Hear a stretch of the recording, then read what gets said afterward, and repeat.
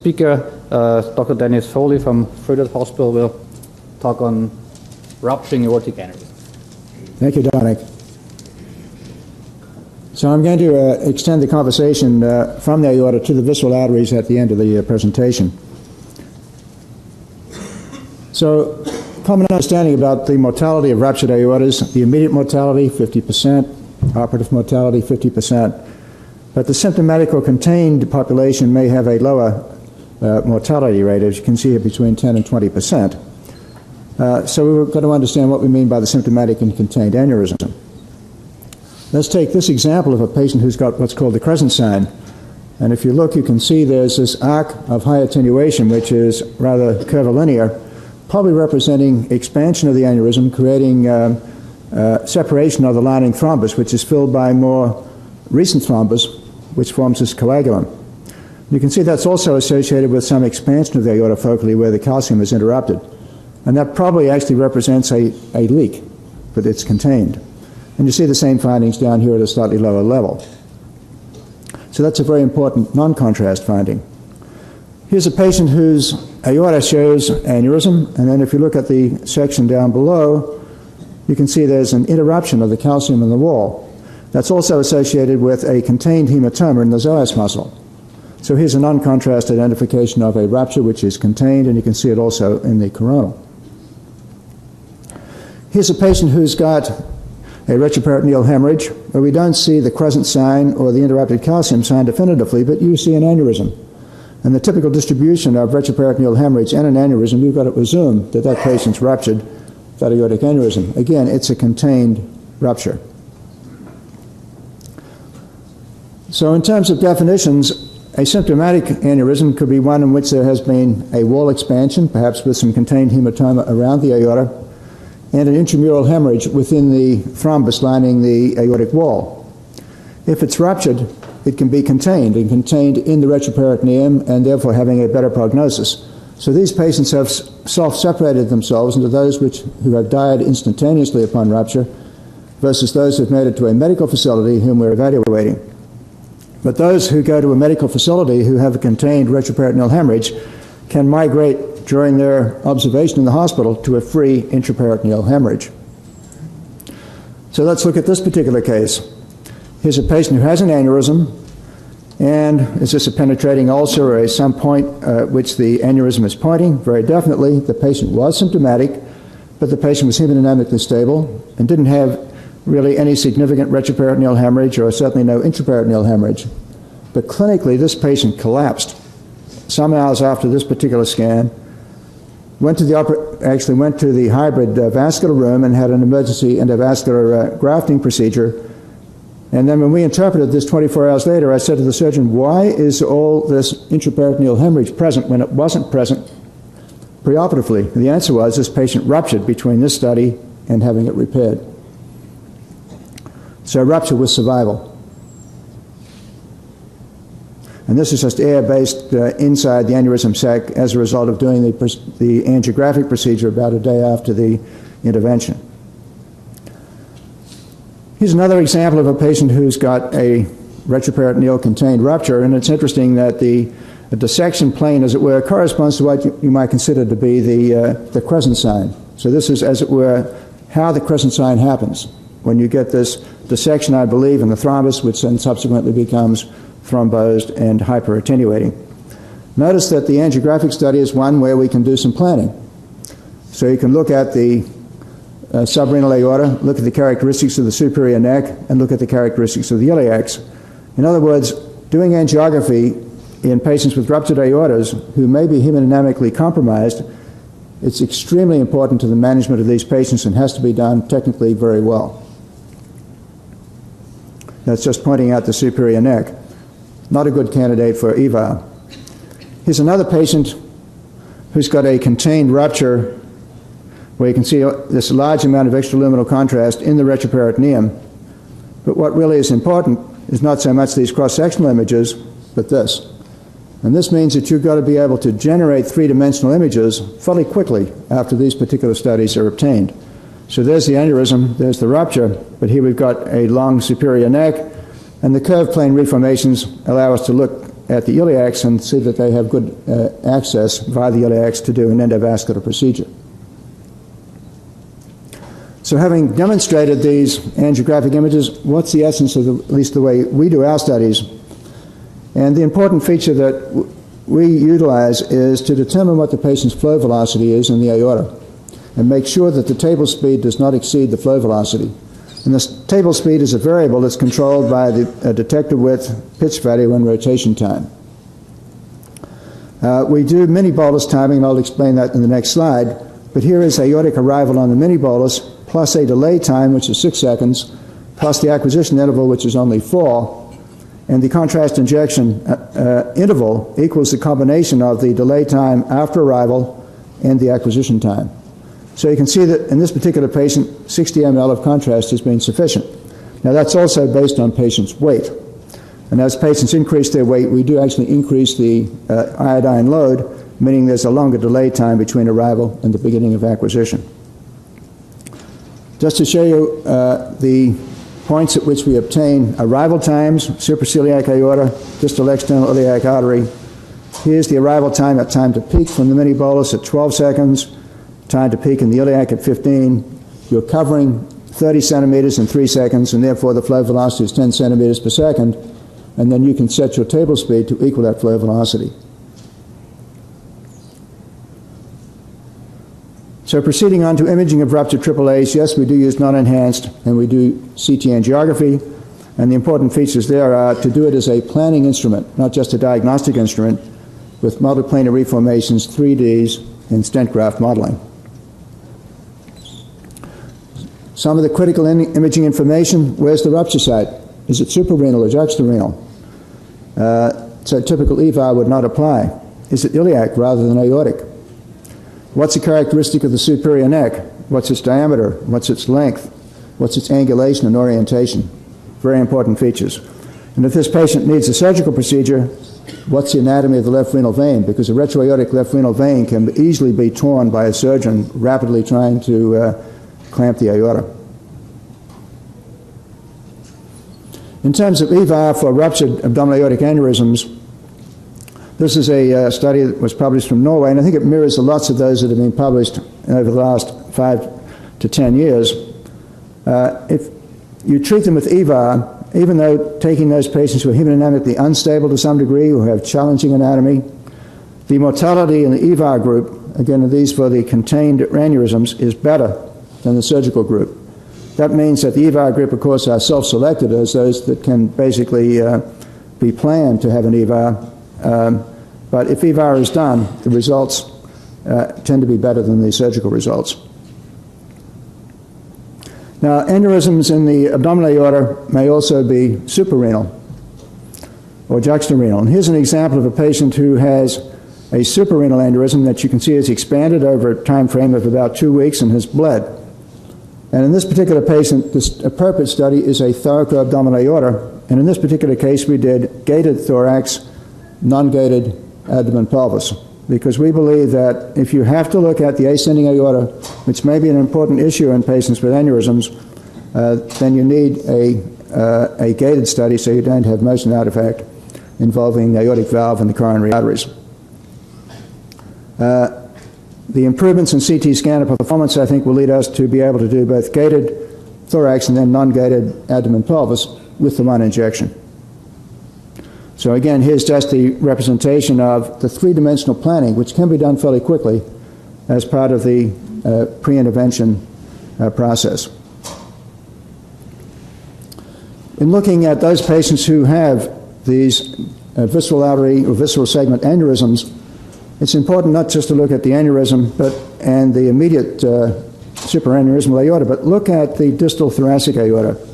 In this case, it is quite atherosclerotic, and this patient was treated surgically. You can see the patient's obviously ruptured. Unfortunately, the surgeon clamped across this atherosclerotic aorta, and though he had a very technically successful procedure, the patient died from mesenteric artery malperfusion due to embolization from the clamp. So pointing these things out is important. One of the things that we are going to see more of is patients who have symptomatic aneurysms of these visceral segments who are going to be treated with stent grafting, including a stent graft that extends obviously above the visceral segment, but making sure beforehand that you've cannulated and endostented the visceral arteries and subsequently support the aorta above that level with an extension cuff. So these TIMNI procedures, the proximal extension cuff of the aortobiletic endograft extends above the visceral segment, that's for support, and covered endostents are placed into the visceral abdominal arteries before this is done so that the perfusion of those important viscera is maintained. So for an acute EVAR program, as it were, the important issues are have a protocol. The protocol means that the emergency room physicians, the interventional angiographers, the surgeons have to be on the same page, that the rapid imaging and CTA analysis should be provided, and we do have technologists who are 3D techs who are on call to do this. The stent grafts have to be in stock or readily available, and here's a physician team working together, at least during the interventional side, with the radiologist here, importantly, preceding to make sure that all that information is there. Some of the other aspects of symptomatic aneurysms to consider are not just those that rupture, but those that do other things. And here's an example I'm going to show you of a patient presenting with abdominal pain and GI bleeding who is septic. And if you look at this study, you can see obviously there's an aneurysm. There's something pointing here at the aortic wall, and a few sections lower you can see the continuity of that as a tract with gas in it. And this patient had an aortoduodenal fistula, and obviously this requires an extensive surgical procedure to cure this particular issue. That's just pointing out the point and then the tract, and that was gas within the duodenum. Another interesting issue is aortocaval fistulas, which are not very common. These patients will have bruits on physical exam and have high output cardiac failure. So this is just the one case we had in our experience. A patient referred from an adjacent hospital, and this was the study that was done, very nicely showed the almost immediate fill of the inferior vena cava. And here's the aortic aneurysm. Here's a sagittal view. This patient actually was treated with an endovascular stent. And the interesting issue was that the patient had a type 2 endoleak following placement of the stent, which was drained by the fistula's connection to the inferior vena cava. So there's the inferior vena cava being filled. Here's the aortic aneurysm. There's the aneurysm in a slightly more anterior plane. So this is the anterior plane where you see that, and here's the more posterior plane where you see this. I'm just going to finish up now by describing visceral artery aneurysms. Dominic has mentioned these already, but we'll look at the celiac, not specifically the hepatic or splenic, mesenteric, gastroduodenal, pancreaticoduodenal, and renal. First of all, here's an example of a patient with a long fusiform celiac artery aneurysm. As Dominic has said, they can be secondary to median arcuate ligaments. They can be secondary to segmental arterial medial lysis. Other potential causes that do include Ehlers-Danlos syndrome, trauma, mycotic aneurysms, etc. And these can actually be found incidentally on occasion. They can present with malperfusion syndrome secondary to compression of the portal vein, for instance, or the pancreatic duct. And the important issue here is to define the anatomy. This is a subvolume MIP study that clearly shows this median arcuate ligament impression on the proximal celiac artery, and here's the celiac artery aneurysm. These can end up being dissected aneurysms as well, and the interesting association, as Dominic showed us earlier, this patient with fibrodysplastic disease of the renal artery. This is probably just fortuitously associated, and I think the aneurysm probably is due to the median arcuate ligament.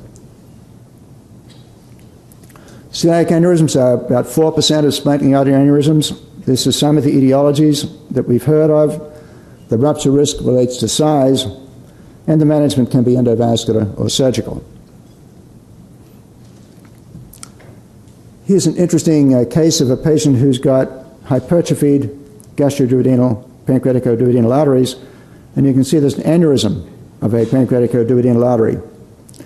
In fact, this was an incidental finding in this particular patient, but you might consider it as a differential diagnosis, one of vasculitis or pancreatitis or post-trauma. And the clue again comes looking at the median arcuate ligament compression of that celiac artery, the cause of the hypertrophied gastroduodenal and pancreaticoduodenal arteries, and the very strong association with the development of that aneurysm. So pancreaticoduodenal aneurysms, 2% of visceral artery aneurysms. Interestingly, rupture is common, 62% ruptured at the time of diagnosis. I think we may be seeing more of these incidentally now that we have CT rather than finding that they are present when they rupture. It is said that rupture risk, interestingly, unrelated to size, a strong association with the occlusive disease of the celiac artery with hypertrophied collateral circulation. So the management, either endovascular or surgical. Here's another interesting visceral artery aneurysm, a patient who had a surgical repair of a type A dissection with a ascending aortic graft and some side branch conduits. And in the survey after the procedure, here was a small aneurysm. And that aneurysm got slightly larger, and at the time that the patient was studied here, the patient actually came in through the emergency room with acute abdominal pain and hypotension and had ruptured this gastroduodenal artery aneurysm. You can see the hemoperitoneum in the abdominal cavity. Luckily enough, we had good interventional radiology, was able to very quickly embolize the feeding vessels and prevent this patient exsanguinating from a gastroduodenal artery aneurysm. That's just showing you aneurysms and the coil embolization. So GD artery aneurysms are the least common of visceral artery aneurysms, usually secondary to pancreatitis. We didn't really know the etiology in this particular patient. Here's another aneurysm. It's a superior mesenteric artery aneurysm, looks like the celiac aneurysm that we saw earlier. And to reiterate what Dominic had said earlier, these can be dissected. This is a dissected SMA aneurysm. That's the false channel, and here's the true channel, and here's the dissection in the SMA aneurysm. Sometimes these aneurysms occur more distally in the mesenteric artery rather than involving their origin. The symptoms can be due to expansion or bleeding, or can be due to dissection and ischemia. Etiology, as with the celiac aneurysms, same types of disease processes. Intervention is recommended when these aneurysms are greater than 3 centimeter, if they become thrombosed, or they result in a symptomatic dissection. Finally, Ehlers-Danlos syndrome, which has been mentioned. This was a case in our practice experience of a patient who'd already had coil embolization of a common hepatic artery aneurysm, had had a splenectomy for splenic artery aneurysm, has multiple renal artery aneurysms, and has iliac artery aneurysms. And the patient presented with acute onset of lower abdominal pain. We saw the dissections of the external iliac artery, at least on the right, and then subsequently on the left. What actually caused this patient's presentation was perforation of the sigmoid colon, an association with Ehlers-Danlos syndrome. So to finish up, patients may have symptomatic aneurysmal disease, but sometimes they can present due to the complication of the systemic disease process, in this case, a sigmoid colon perforation. So in summary, for symptomatic abdominal aneurysms, we've been through the anatomic location, the aorta obviously being the major issue in terms of patient morbidity and mortality, the clinical presentation, and then I've emphasized the CT angiography. I think technique is important, patient physiological support during the procedure, appropriate anatomic coverage, and then the availability of 2D and 3D image processing to do it rapidly and correctly prior to these patients being treated. Thank you.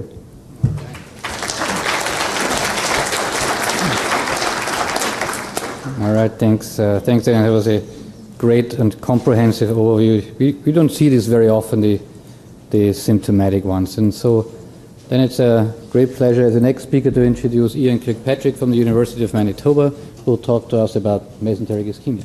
Yeah. Thanks very much, Dominic, and good morning, everybody. So I'm going to be speaking about acute mesenteric ischemia, and as you've seen, I have nothing to disclose.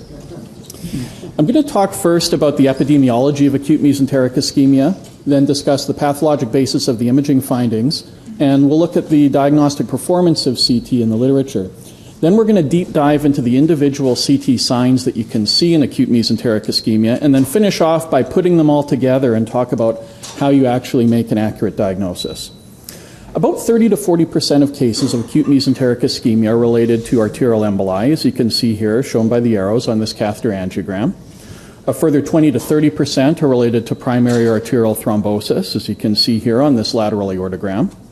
Another 20 to 30% of cases are related to low flow or non-occlusive ischemia, and here we have a patient who's in the reperfusion phase of non-occlusive ischemia. We'll talk about that more in a minute, where they're demonstrating mild bowel wall thickening and paradoxically hyperenhancement.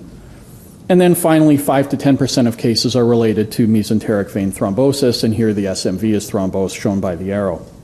So what happens in each of these conditions? Well, we're going to talk about inflow ischemia first. So be it emboli or primary thrombosis or low flow, if you block the flow to a loop of bowel, two things happen initially. The bowel enhances less and it dilates because of an ischemic ileus. You'll note that at this point, bowel wall thickening is not really a predominant finding. Now, as the ischemia progresses and becomes transmural, mesenteric edema and ascites can develop. Eventually, necrosis will set in, and as the mucosa breaks down, pneumatosis develops. This can lead to mesenteric venous gas and then finally perforation. Now, if we manage to reverse the process prior to necrosis happening, we enter what's called the reperfusion phase I alluded to earlier, and here the bowel wall starts to thicken, it's edematous, and it's starved for blood. Think of it as starved for iodine, so you can actually see, paradoxically, hyperenhancement and mucosal hyperenhancement. Okay, let's go back to our normal bowel loop, and this time look at venous obstruction. So if we occlude venous outflow, here bowel wall thickening is a predominant finding because there's congestion at play. As long as there's some venous outflow, it is not at all uncommon to see hyperenhancement in these cases, but if the venous outflow is significantly obstructed, then of course inflow will be affected and you will see hypoenhancement. Okay, well, if we look at the literature, these are the major papers done in about the last 15 years where prospective clinical trials were performed. And if we look at the last 4 papers, you can see that around 2003 there was a significant jump in the sensitivity of CT for the diagnosis. This is related to 2 factors.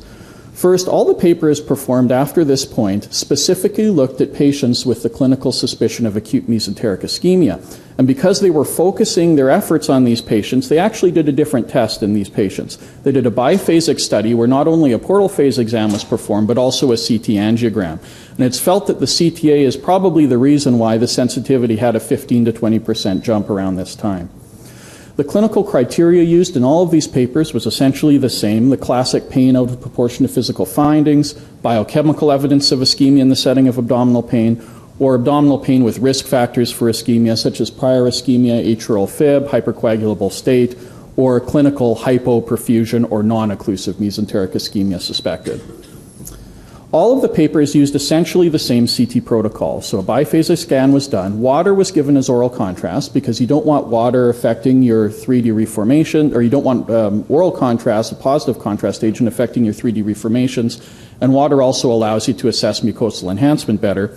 IV contrast was given at high flow rates, and thin section overlapping arterial phase images were reconstructed, as well as thicker portal phase images. Okay, let's look at the individual CT signs that we see. So some of the more common signs and some of the earlier signs are bowel dilatation, mesenteric stranding, and ascites, but unfortunately they're nonspecific. They're seen in so many acute abdominal conditions that we can't really use them to make a specific diagnosis. This does not mean that they're useless. They can draw our eye to certain parts of the scan and certain loops of bowel where perhaps we will be fortunate enough to see another more specific finding elsewhere. Mucosal enhancement, similarly, is just seen in too many infectious or inflammatory conditions to be specific. Bowel wall thickening, I said earlier, in the inflow types generally is not a predominant finding. When it's seen, it's usually mild and less than a centimeter. Here's an MRI showing some mild bowel wall thickening, shown by the arrow, with a little bit of free fluid nearby, shown by the arrowhead. But the exception is when there's venous thrombosis. And here, it is not that uncommon to have very pronounced bowel wall thickening.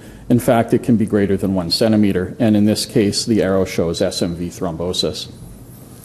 Now, moving into the more specific findings. The first of these, and one of the earlier ones, is bowel wall hypoenhancement. It's very specific, but it's one that can be difficult to identify. And the problem is that if the bowel wall is not thickened, it can be very difficult to evaluate. So in this particular case, you can see that over here we have several loops identified by arrows that are hypoenhancing, but we're really saying that because we have some nice normally enhancing loops on this side shown by the arrowhead that are enhancing well, and the patient is serving as their own internal control. If we did not have those normal loops on the right, it might be difficult looking at this to really feel that you're getting a good appreciation of what the bowel wall is doing. So I would recommend in any patient where you're looking at mesenteric ischemia, always try and identify some normal enhancing bowel loops that you feel confident about, and then use that as the internal control. In this second patient, we're fortunate that there's some mesenteric edema. So while that in itself is not specific, it leads us to several loops like these here, shown by the arrows, that are hypoenhancing relative to these normal loops on the other side, shown by the arrowheads. Solid organ infarction, of course, can occur even if you don't have acute mesenteric ischemia, but in this particular patient population where there's clinical suspicion of AMI, it is statistically a highly specific finding and usually indicative of acute bowel ischemia. Similarly, if you see mesenteric or portal vein thrombosis, in this particular patient population, statistically, the person probably does have acute mesenteric ischemia if there's clinical suspicion. Here again, the SMV is thrombosed. Pneumatosis intestinalis, likewise, is highly specific in this group. In this case, in the same patient, we have the bubbly form of pneumatosis shown by the arrows and the curvilinear form shown by the arrowheads. And much has been written about the morphology of pneumatosis and whether or not the bubbly form's more related to benign causes, curvilinear more associated with ischemia. And that is probably true, but we know now from some very good studies that both can actually be seen in either situation. And it's not the morphology that is the most important, it's whether or not the lactate is elevated and whether or not the patient is symptomatic and has clinical suspicion of mesenteric ischemia. So these are the things you need to ask if you see pneumatosis in the bowel wall. You have to watch out for the pitfall of pseudopneumatosis, and that's when you get a few little bubbles of gas trapped by stool against the bowel wall. It's not real pneumatosis, and the hallmark finding here is that the bubbles don't rise above the air fluid level. Mesenteric or portal venous gas can actually occur in any transmural bowel process. So, for example, you could see it in Crohn's disease. But if you have a set of patients where you're clinically suspicious of acute mesenteric ischemia and you see it, it is also one of these highly specific findings. Free air is, of course, not specific for ischemia. It's just specific for perforation. But if you see it, your job is pretty much done. The patient's likely going to go to the OR. In this case, the patient has pneumatosis, shown by the arrow, air dissecting through the mesentery that you can see by the arrowhead, and then the curved arrow is, of course, frank free air. Non-occlusive ischemia is a bit of its own separate beast, and here we're looking at the findings of shock abdomen. Now, if you think about these patients for a moment, we are usually not scanning them when they're acutely hypotensive and unstable. By the time they get to the CT scanner, they typically have had some resuscitation. So we're actually typically scanning them in the reperfusion phase. And it's important to bear this in mind because this is why paradoxically you may see bowel hyperenhancement in these patients. The bowel wall may actually be thickened, again, because of reperfusion. The IVC may be flattened, or it may not be because the patient may have received volume before they got to your scanner, although if the patient had significant hypotension, often the arterial vasospasm does persist for longer. You may see gallbladder wall edema or mucosal hyperenhancement of the gallbladder, peripancreatic fluid, the adrenals may be hyperenhancing, and the solid organs may be perfusing heterogeneously or, frankly, infarcted. This patient is a shock abdomen case who had been resuscitated. They have diffuse gastric bowel wall thickening, and you'll see it is actually hyperenhancing. Note also that the arrows are showing that the adrenals are hyperenhancing as well. The CT angiogram has really been key in allowing us to diagnose more cases than we ever did before. It's, of course, vital to look at the source images, but it can be very difficult to appreciate the small branch vessels on the source images, so we need more than that. We use maximum intensity projection reformations, volume rendered images like the one shown here, showing some arterial emboli, and also curved planar reformations. In this case of arterial emboli, you can see that one of them is shown nicely on the source image, but we're still fairly proximal here, and once the vessels get smaller, it's really difficult to see them on the source data set. On the MIP, however, you can see beautifully the branching of the SMA arcade and get a lot better feel for what the small vessels are doing. But there is a potential pitfall with MIPS. In a MIP, you're basically taking a volume and projecting to the front the brightest pixel that's in a vector that's going through the volume. So if you have a little clot and it's not completely occlusive and there's some contrast on either side of it, you're going to project the contrast to the front and you could potentially obscure that clot. You have to be very conscious of that, and you can't just look at very thick section MIPs purely to make your diagnosis. So what I like to do is look at thick section MIPs to get a grand overview of the vasculature, but then thin them out and actually collapse them all the way down to just thin section coronal reformations and slide through, and use a little bit of both to avoid that pitfall. If you see something in the proximal vessel, curved planar reformations are very nice for actually estimating an accurate percent stenosis. So here if we have a stenosis in the proximal SMA, most software packages will allow you to move along an automated center line and acquire a double oblique reformation through there to get an accurate percent stenosis. So I like to do sort of an integrated interpretation technique where I'm at the workstation myself, thickening and thinning out the slab. That way I'm not going to fall prey to these pitfalls and dial away pathology. I like to spin the slab around, take a look at the lateral aortogram view in particular to look for any proximal disease, and if there is something there, then I'll drop a curved planar reformation down it to estimate a degree stenosis. What we're actually looking for on the CTA are vascular occlusions, be them thrombotic or embolic, a significant stenosis, and really for these cases we're talking about a stenosis of greater than 75%, or findings of non-occlusive ischemia. And those are an SMA diameter of less than or equal to 4 millimeters, impaired filling of mesenteric branches, narrowing of the SMA branch origins, or spasm or beating of the mesenteric arcade. The latter two can be a little tricky to pick up on CTA if you're not used to looking at a lot of them. They're more hallmark cath angio findings, but they are certainly ones that I have seen in my experience. SMA emboli can be shown in a number of different techniques. It doesn't really matter what you use. I personally reserve volume rendered images for showing clinicians, but as you can see, MIPs show things quite nicely if you just want to display for somebody where the actual occlusions are.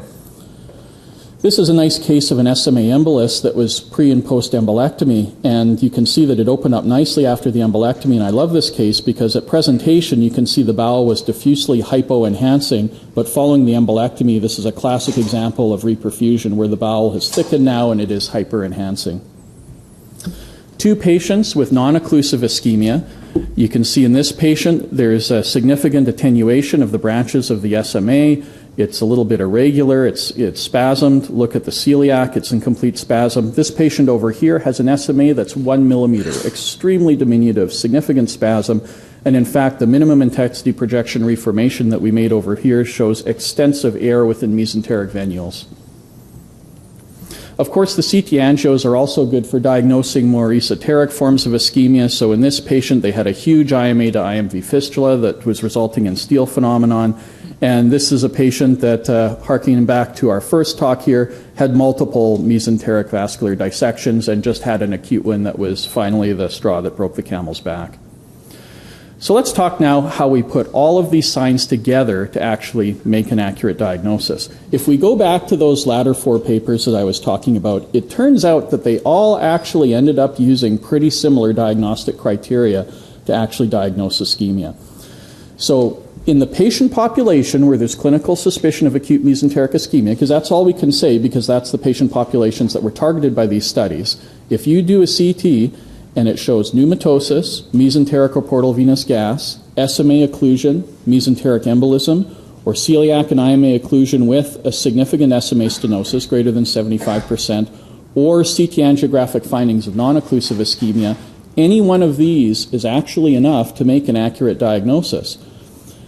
Alternatively, if you have any bowel wall thickening plus any one of hypoenhancement, solid organ or infarction, or venous thrombosis, you can accurately make a diagnosis. Now, I know some of you are thinking, well, wait a minute. He just told me a few slides ago that these are all fairly specific findings. Why are we combining things and making things overly complex?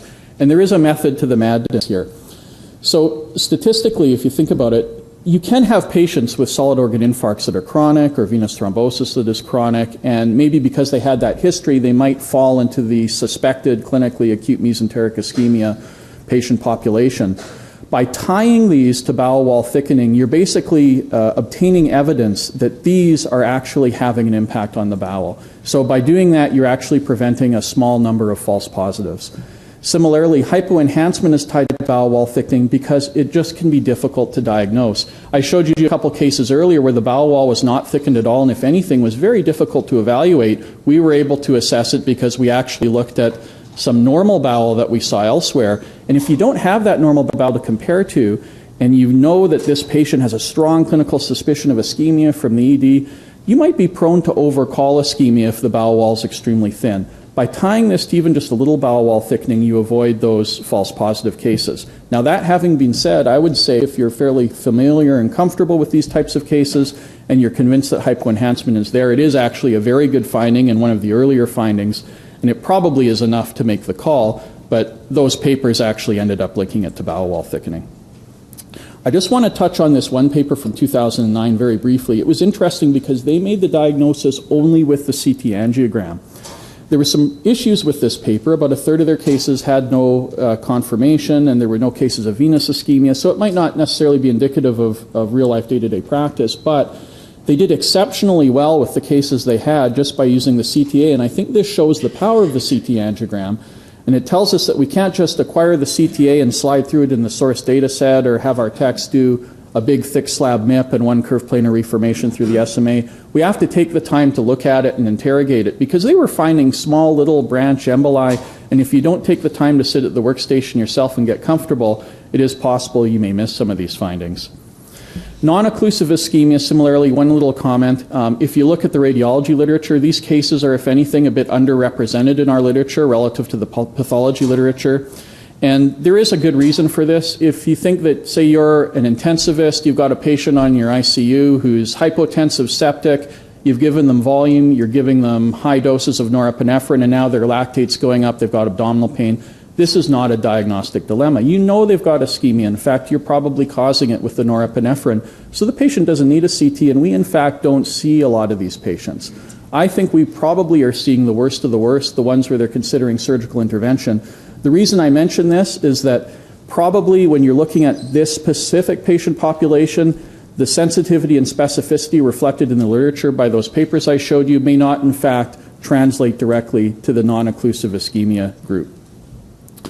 One last word about MRI. Of course, it can be tough in these patients because of motion or bowel gas, and small amounts of air, like pneumatosis or free air, can be more difficult to see, but it does offer some advantages. So there's fewer contraindications to intravenous contrast, and we can get some vascular information, particularly venous information, without any contrast, which is very helpful if you're worried about venous thrombosis. We've had a lot of luck using 3T scanning with half-dose macrocyclic agents in patients with some renal insufficiency. And then also there's a lot of non-contrast MRV techniques. I find the BSSFP sequences very robust, good signal, and they're relatively motion resistant in this group. You can use flow-sensitive gradient echo techniques as well. There is a theoretical risk with the BSSFP sequences of having a clot that's iso-intense to the blood in the vein. I have personally never seen it in the abdomen, but certainly in the literature it has been described. Here we have a case of SMV thrombosis shown by the arrow, and then on the other side, tumor thrombus in the renal vein. And you can see the beautiful uniform high signal in the patent IVC shown by the arrowhead here. So to conclude then, hopefully I've convinced you that a biphasic scan with CT angiography is the diagnostic test of choice in these patients. And I want to stress that the CTA interpretation is key and probably responsible for that 15 to 20% increase in sensitivity that we've seen in recent years. The clinical context is also vital because if you don't know that there's the clinical suspicion of acute mesenteric ischemia, you're not going to do the best test for these patients, which is the inclusion of a CT angiogram. Finally, just a reminder that the more specific signs that we want to look for are any of the CTA abnormalities, pneumatosis, mesenteric and portal vein thrombosis or gas, infarcts, and bowel wall hypoenhancement. And with that, I thank you all very much.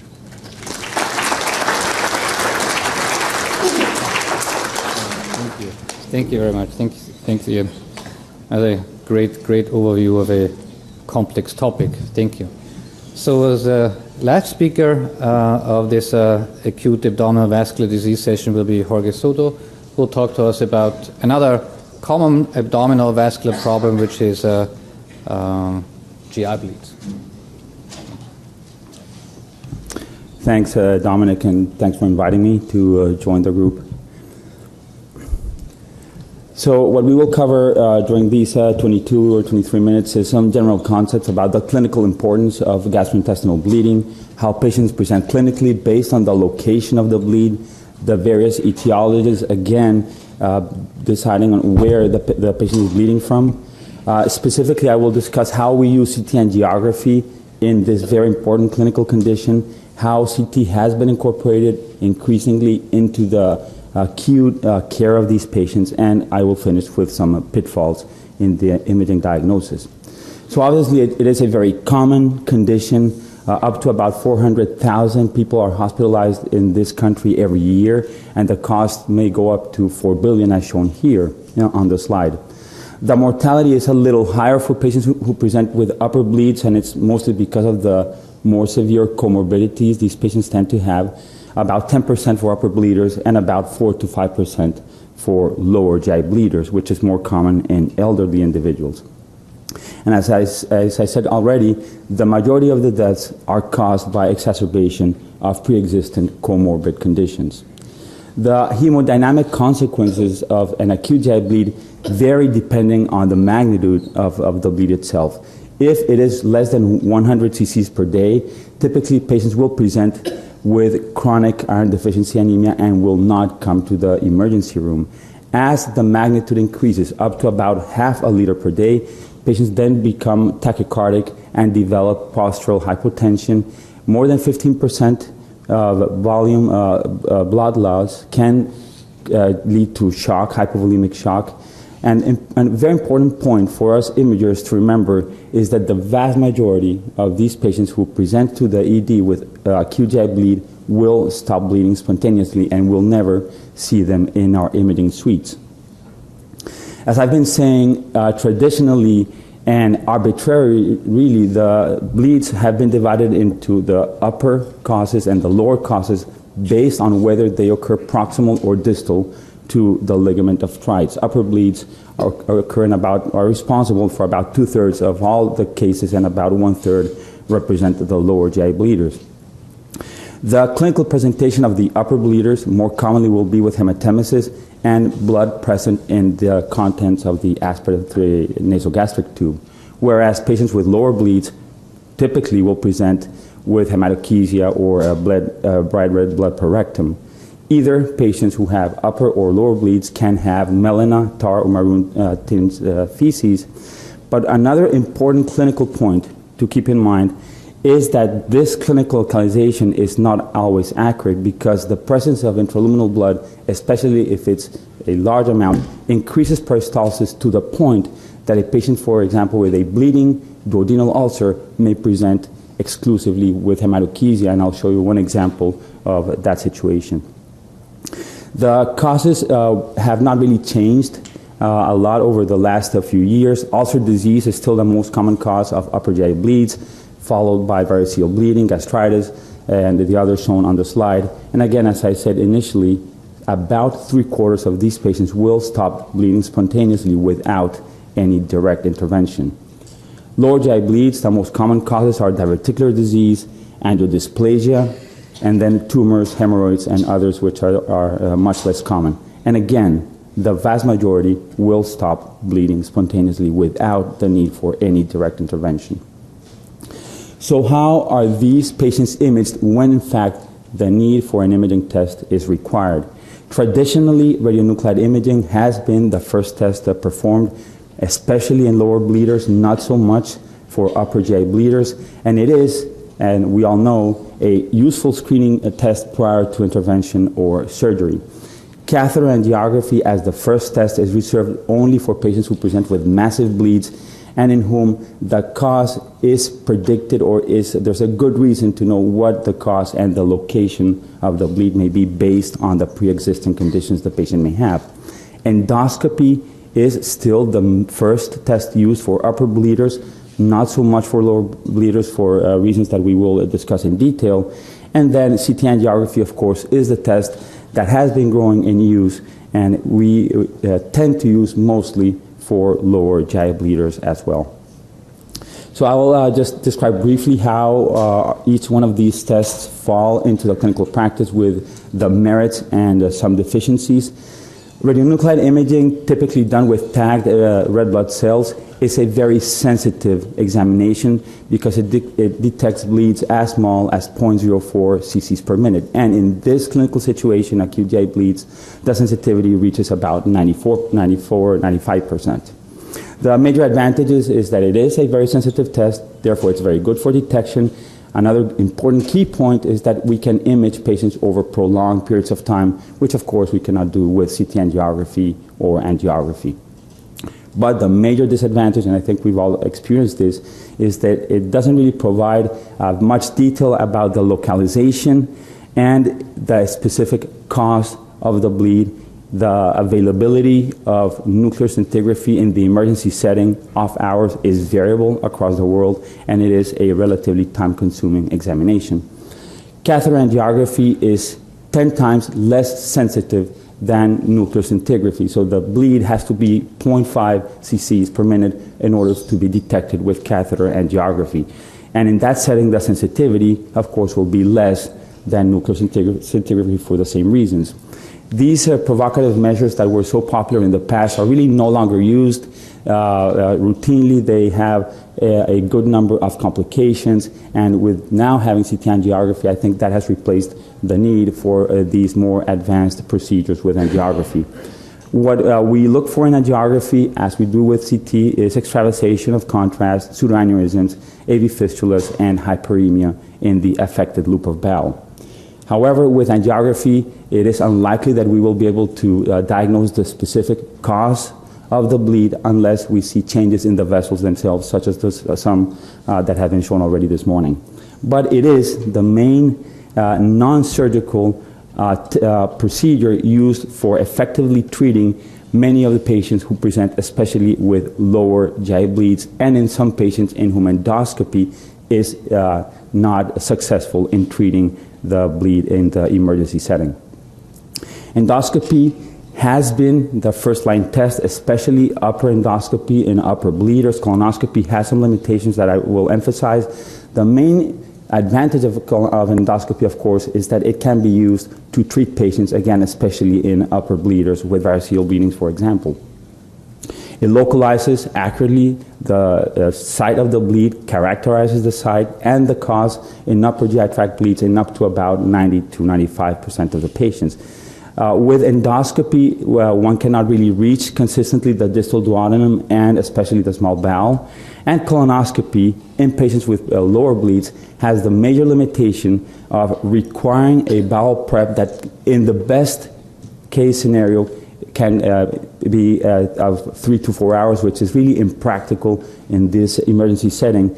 And even if the patient does undergo that 3 to 4 hour preparation, it has very limited ability to identify the specific source and even the location of the bleed, which can be done in only about 20 to 30% based on the available literature. So that leads us into the discussion of why and how we're using CT and CT angiography in particular. The advantages of CT in this setting are very obvious to all of us. It's a fast technique. It's readily available in most of our ERs, very high spatial resolution with the newer scanners. And with the isotropic voxels that are now routine, we can generate very easily and almost immediately after interpreting the images the 3D reformations that are necessary for planning therapy, be it for the surgeons or the interventional radiologists. So for all these reasons, it is a very useful tool, and we use it every day in the ER for a variety of emergency abdominal conditions. Another important point is that it has been shown in vitro that the sensitivity for detecting bleeds is actually higher than catheter angiography unless it's done supraselectively, and it's about twice as sensitive as catheter angiography, which is really not surprising considering the very high spatial resolution that we can now achieve with CT. So how do we do CT in this setting? We use a triple phase CT, and I will show you multiple examples without oral contrast. We start with a non-contrast, low radiation dose series, followed by an injection of a high volume of contrast material with the highest iodine content possible. We use 370 in Europe and other countries. 400 milligrams of iodine per milliliter is available at a very fast rate, always followed, of course, by a saline chaser. And then after the non-contrast phase, we acquire two phases. The first one being an arterial phase. We prefer using bolus triggering techniques timed to the arrival or when the enhancement reaches 150 Hansfield units in the abdominal aorta, but we don't start the acquisition at that point, but wait 10, 15, or up to 20 seconds because we're not really so much interested in the vessels themselves, but what's happening in the lumen of the valve. We want to give contrast a little bit of time to accumulate in the lumen of the affected loop of valve. And then we finish with a third acquisition, which can be a venous, or more often we use a slightly delayed phase at about 3 minutes to see some changes that can be important in making the definitive diagnoses. So what do we look for? Again, as we do with angiography, signs of active bleeding, which we define as the presence of extravascular, in this case endoluminal, accumulation of contrast-enhanced blood on the arterial phase, which is not present or is larger than what we see on the non-contrast phase. And that pool of contrast, as I will show you, grows into the later phase. And of course, the more significant the bleed, the larger that the pool will become into those more later phases. And if we do find a bleed, we immediately generate, especially MIP reformations, thin slabs, as Ian was showing, to help guide the surgeons and especially the vascular, the interventional radiologists who are called in to perform definitive therapy in many of these patients. So I'll now show you multiple examples of the different causes of bleeds and how we use the three phases to make the diagnosis. Here's a typical example of someone who presents with a moderate hematochezia, non-contrast phase, low radiation dose, multiple diverticula, arterial phase, shows a small blush of contrast arising from a diverticulum, grows into the portal venous phase. In this patient, we detected the exact location, the magnitude of the bleed, and as occurs in most of these patients, no definitive therapy was necessary because this bleed stopped spontaneously. Another patient with a more significant bleed, notice that already there's a lot of clot in the colon. In the arterial phase, there's a blush arising from a diverticulum on the medial side of the cecum. There is already contrast pooling dependently in the colon. Into the delayed phase, the blush is not only larger but has progressed distally. That is telling us how significant this bleed is, despite the patient probably being hypotensive. In the CT scanner, was immediately taken to angiography and embolized, and this was the definitive therapy for this particular patient. Another more older patient, 88 years old, with a massive bleed arising from a diverticulum in the left side of the colon. Here we have non-contrast arterial and portal venous phase images. The blush has grown throughout the three phases, and because of the hemodynamic instability, decision was made to operate on the patient, and the patient did survive this massive bleed. Angiodysplasia is the second most common cause of lower GI bleeds. It's about 25% of people, individuals older than 60 years old, will have foci of angiodysplasia in the colon, and pathologically it's dilated venules and arterioles with loss of the capillary sphincter function between the two with AV shunting. The vast majority of asymptomatic, when they do present with symptoms, most of the patients will have chronic, not very significant blood loss with anemia. Occasionally, it will present with a massive bleed that brings a patient to the emergency room. So what we look for on CT and CT angiography, here we have two phases, arterial phase, portal venous phase. Notice that there's an early draining vein, which is the most important or the most easily seen finding on CT, but there's also abnormal accumulation of contrast within the wall of the cecum. This is the focus of angiodysplasia, which causes AV shunting and early venous filling. The sensitivity of CT when looking for these two findings is about 70% based on this paper from a few years ago in the AJR. Now, this is a patient who presented with a significant bleed with hematochezia to the ER. Non-contrast arterial phase, portal venous phase images show the blush of contrast, which is not present on the non-contrast phase, grows into the portal venous phase, and there's a dilated early filling of the vein draining that segment of the colon. So in this patient, we made the specific diagnosis of the cause. Angiodysplasia seen very well also in the MIP image and the blush of contrast. The patient then was taken to angiography for therapy. Another patient, massive bleed, 83 years old, non-contrast, arterial portal venous phase images, blush of contrast, not seen in the non-contrast phase that grows into a portal venous phase. No specific cause seen, but notice that despite the age of this patient, there's no significant articular disease. With that in mind, statistically, the most likely cause will be angiodysplasia. Patient was taken to a hemicolectomy, and a focus of angiodysplasia was found.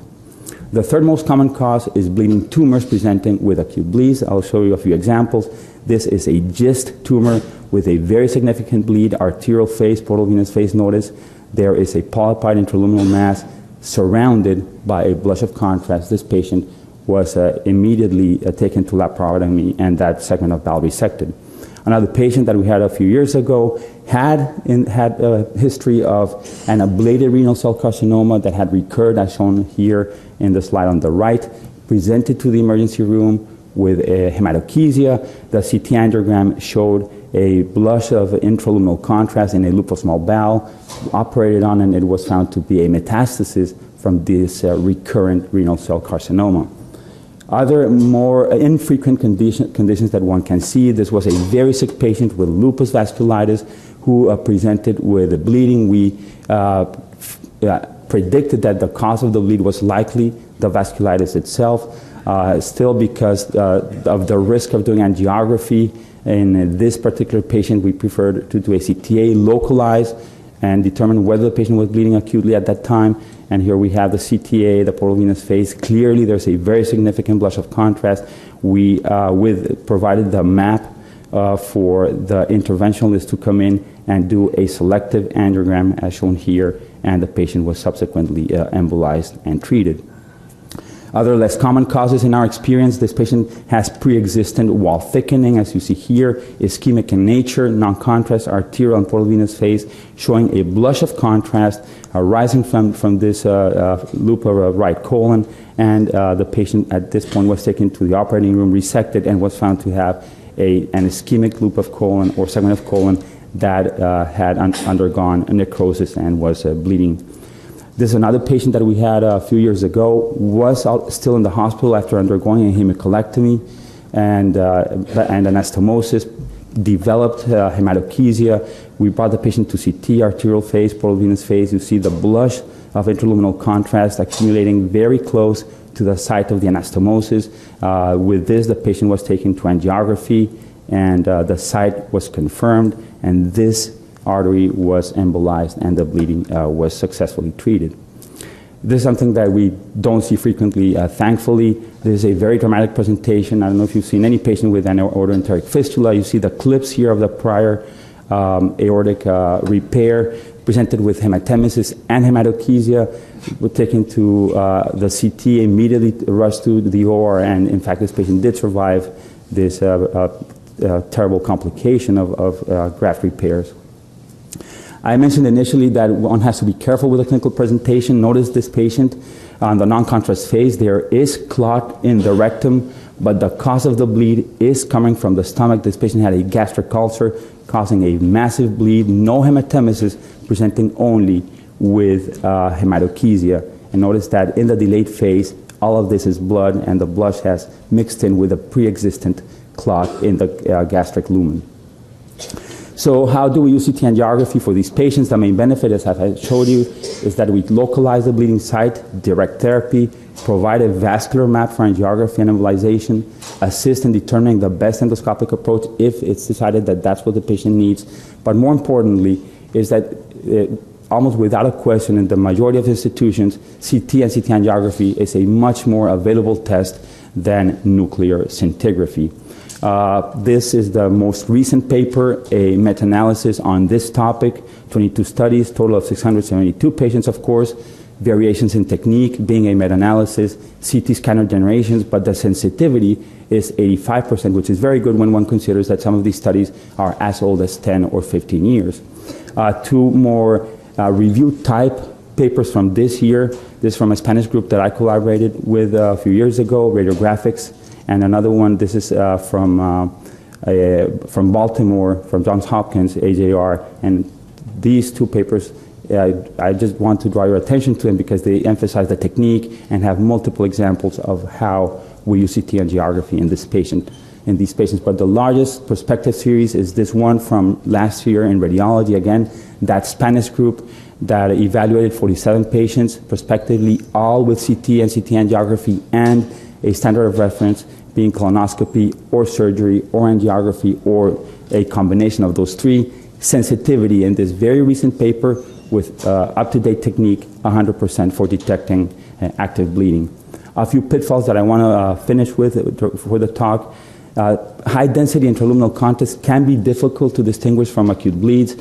Hemorrhage, of course, can be intermittent, so a patient may be bleeding and have a negative CT angiography, and in those cases, we recommend doing nuclear scintigraphy if the patient starts rebleeding.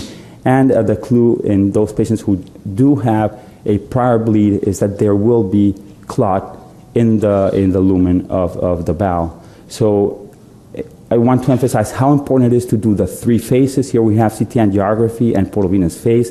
There is high density material in the rectum, but it's the non-contrast phase that tells us that it's pre-existing. This patient is not actively bleeding and very likely can be treated or admitted, observed, prepped for colonoscopy, but no intervention is necessary at this point. Non-contrast phase, portovenous phase, there seems to be some high-density material, but it's really the arterial phase that tells us that the patient is bleeding from the rectum, and this was proven to be an ischemic ulcer.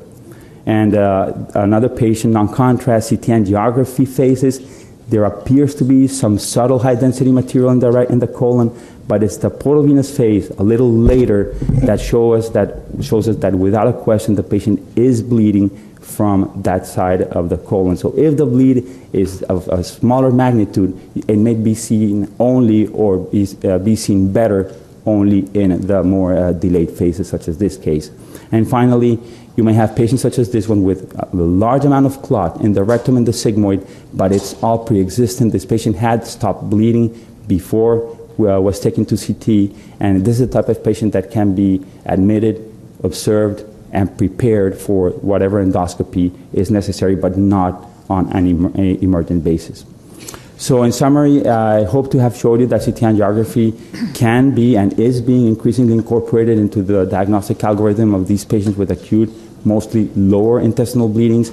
It does have CT angiography a very high sensitivity for bleeds of moderate intensity, clearly growing availability of the appropriate equipment in all of our emergency rooms, definite logistical and diagnostic advantages over angiography, endoscopy, and especially over scintigraphy.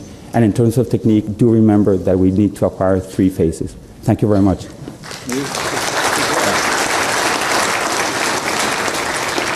All right, thank you very much. We have about 5 more minutes. I would ask maybe Ian and also Dennis to come up to the podium close to the microphone. We have just a few questions also from our, actually not the virtual audience. I think if the audience is real, but the virtual presence of the audience who are watching that course. So just very quick questions here. Maybe you can give quick answers. There's one question from Paul Kelly, which to Ian. The question is, Ian, do you use water oral contrast in clinical acute situation given potential delay?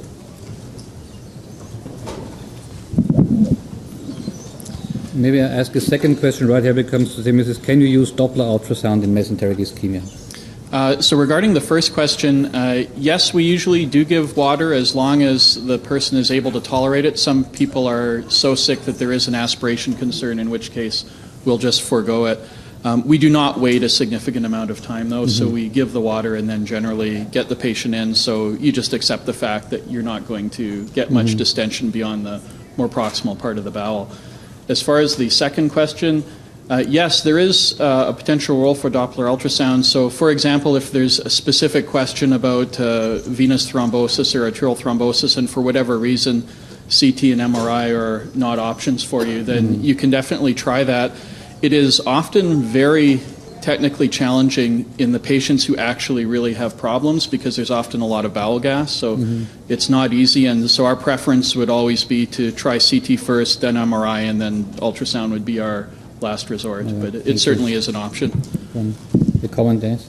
And I just make one additional comment. I've actually seen portal venous gas on ultrasound, which is quite an interesting phenomenon when you see it.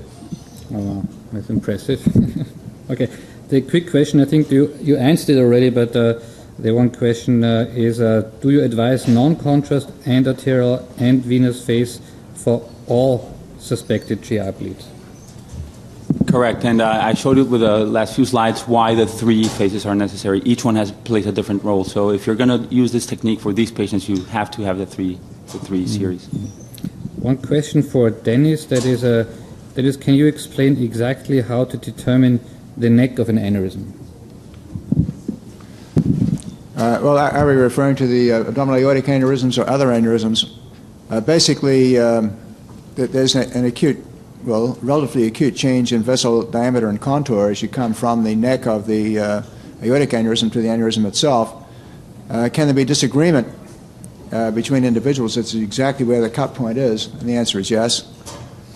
It's much easier when you have a saccular aneurysm, of course, with a neck adjacent to a vessel, either the aorta or a visceral branch. Okay. Then there's a final question, which I guess is directed to myself, which is how do you differentiate between true and false lumen on CT? And then the answer to that would be that it's if you have the entire aorta imaged and you see where the primary intimal tears, where the blood goes in and becomes a true and the false lumen, it's very straightforward. Let's say if you only had an abdominal CT in a patient where you didn't know it was a dissection and you have a dissection membrane there and you don't see the primary intimal tear, then the trick that I use is usually that the true lumen is usually made circumferentially out of elastic tissue, because the membrane that's a dissection flap is in fact consists of media, so it's elastic. So whatever the lumen is, it's usually round or behaves like a rubber band or contracts. That's usually the true lumen. So that's, I think, one of the best clues that I ever came up, and that, whenever you compare them to a gold standard like the inflow or the primary intimal tear, that I really think works very, very, very well. Then a final question to just everybody. We have just 1 more minute, and the question is: we are seeing more emergency CTs being requested for acute endovascular repair on the type of unstable patient that used to go directly to the OR. Are you seeing this change too, or who is seeing this change too? Raise your hand. Everybody. All right. All right. Then with this, I thank all the speakers for their presentation, and the audience, and also the online audience who hang out with us. Thank you.